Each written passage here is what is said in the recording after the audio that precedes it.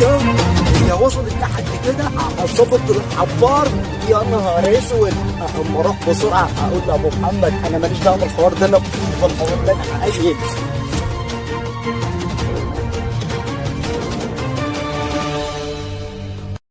طب انا مش عايز اسمع صوت اي كلمه فيكم، وقسما بالله العظيم اللي هيتكلم فيكم انتوا الاثنين هخليه يضربه بالنار.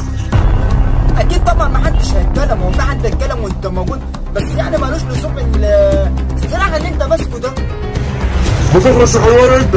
ما تخلص بقى يا عم، انت اخلص بقى يا عم. هو انت ليه مش مقتنع ان الناس دي عصابه بجد؟ خلاص خلاص يا عم، مفيش حاجه مفيش حاجه، احنا هنقعد ساكتين هنقعد ساكتين. ماشي يا حاج عبد الحميد، ماشي. الحق يا حنجوب، الحق يا حنجوب، في عصابه خطفت حاجه خلاص يا حنجوب.